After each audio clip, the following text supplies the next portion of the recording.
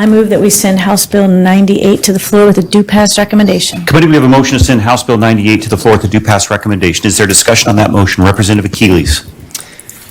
Great. Thank you, Mr. Chairman. A couple comments on the motion here. So, really this bill in front of us is coming from an out-of-state dark money organization. The Freedom Foundation, as Max described it, based in Olympia, Washington, with some interesting assists from other out-of-state organizations, which is too bad, because if we have an Idaho problem, it'd be nice to solve it with Idahoans.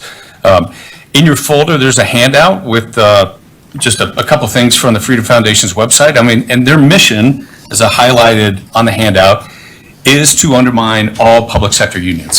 So let's be clear, this is not just about teachers. We're starting with teachers, but it's about much more than that.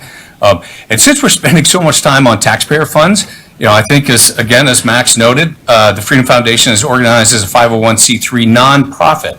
According to their 990 tax filing, they had about $17 million in contributions, 99% of their revenue. There's no disclosure of who the contributors are.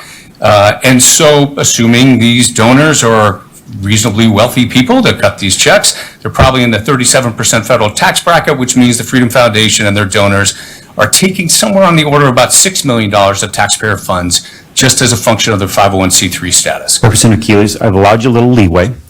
We need to keep our debate to the bill. I understand that's part of who, you're making your point is who is bringing the bill forward, but let's keep it to the merits of the bill so this doesn't get off the rails. I'd be happy to, Mr. Chairman. Thank you. So, as we've heard from many folks, union dues in Idaho are voluntary. There are no taxpayer funds going to teachers' unions. We can say this again and again, but that doesn't make a misstatement true.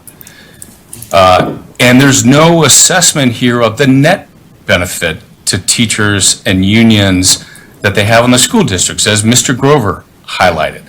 These are, working with these organizations, help districts run better.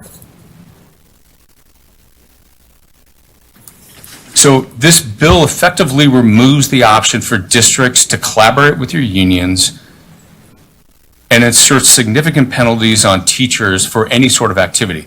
So we've greatly expanded the list of activities that fall under union activities, and then we've created this whole new set of penalties associated with it. So this will have a massive chilling effect on being a teacher in Idaho and on the right to associate, to be a part of a professional organization. This bill is it's overly broad, it's dangerous. We've got these 60 activities that a teacher can get sued for if they voluntarily exercise their First Amendment right and associate with the union.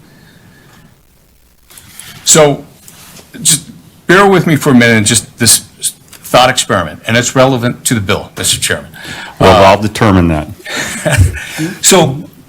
So for a minute, let's just substitute an organization that I'm a part of, the American Legion, right? And so substitute the Legion for Teachers Union. So the American Legion, it's a membership organization. They advocate and they negotiate on behalf of me and 16 million veterans in this country. I'm exercising my First Amendment right to be a member of this. And as a state employee, some portion of my paycheck, really hard to determine, goes to my American Legion membership. So we just got a pay raise. So did more of my pay raise go to my American Legion membership? Did it maybe change how I participate in that organization? And to the point I raised before, it's an impossible question to answer. And when you have an impossible question to answer with a whole new set of penalties, how does anybody navigate this bill?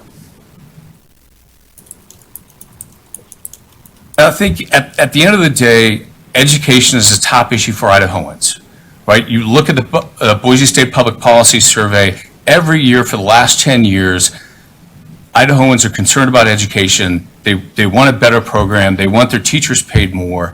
And all this bill is going to do is chill that. It's going to set us back. The administrators don't want it, who sit on the other side of the table from the unions. The teachers don't want it.